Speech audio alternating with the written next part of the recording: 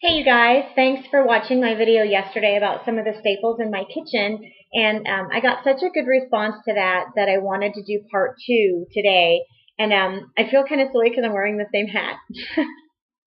I wear this hat a lot, so it's not that I haven't bathed. I just really like this hat. Okay, so the second part of my friend's question had to do with organics and if I use them, and if I do, which ones do I use, etc. And the best tool I have found to help me decide when I am grocery shopping which items to buy organic is the Dirty Dozen list. If you have not heard of the Dirty Dozen list, you can go to organic.org. Okay, but I wrote them down for you. So here are the most contaminated fruits and vegetables which they would suggest you buy organic: peaches, apples, sweet bell peppers, celery, nectarines, strawberries, cherries, pears, grapes if they are imported, spinach, lettuce, and potatoes. And there's a great video on YouTube about the difference between an organic potato and one that has been genetically modified. You should search for that. It was a little girl's science experiment, and it was crazy interesting. So search for that, and you'll know why I do spend the extra money to get organic potatoes. I don't buy all these things organic all the time, simply because, number one, my grocery store doesn't provide them, or two, I have been trying to cut down on my grocery bill, and sometimes I am just not left with the option to purchase an organic product. So what do? Do I just scrub really hard? I do. But I also use a fruit and veggie spray. Now, this one I happened to get as a housewarming present a couple of years ago and never really used it 2 years ago because I wasn't where I am now. But I have started using it, and so I take that item and I spray that sucker down, and then I scrub it hard. But you can also make your own spray. You can use a tablespoon of lemon juice to 2 tablespoons of baking soda and a cup of water, and you can combine that in a spray bottle, and you can clean your items. You can also use equal parts of vinegar and water.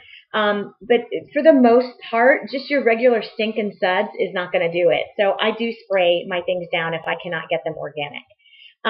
Some of the other items that I am a stickler on are, let me show you this.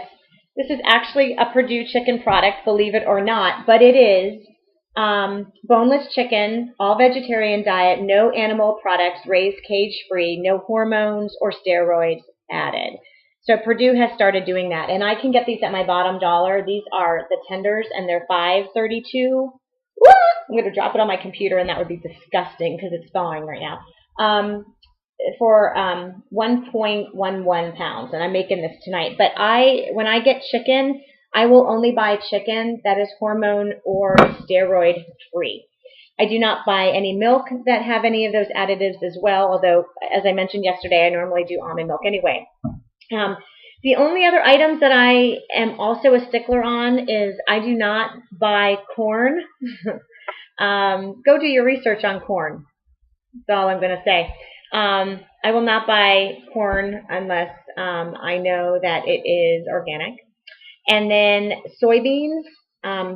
Soybeans, a lot of stuff, I now look for GMO free, genetically modified, free of genetically modified organisms. I don't know what it is. GMO, whatever. Look it up. I don't do it. That's one of the reasons I like our Shakeology, because it is GMO free. You know what? Call me a granola head. Call me whatever you want, but I just don't think that my food needs to be made in a lab. I don't want food that's been genetically modified. In our family, we stay away from high fructose corn syrup, so you will not see me buying those really yummy Yoplait yogurts that, frankly, it's candy. Okay? So if something says banana cream pie, or if something says, what was the one, my orange creamsicle? Okay, well, that's probably got dye and some high fructose corn syrup in it. So that's one of the things we try to stay away from. But yes, there are Pepperidge Farm goldfish in my house because my kids love them. So there are some things that I'm okay with in my family.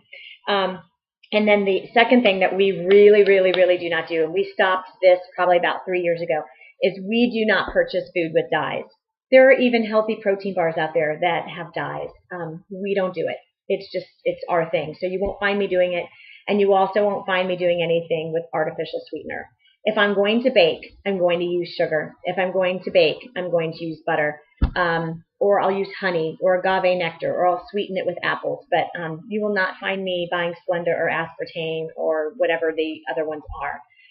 So that's just another decision that we make for our family. So I hope that that was helpful for you. You know, I am not a professional at this. These are just things that I've adopted for our family. And when I say adopted, I mean we only started doing this 2 years ago. This is only 2 years old. So anybody can make changes if you're willing to do it. If you want to do it and you're willing to do it, it can be done. Okay? Thanks for listening. Bye.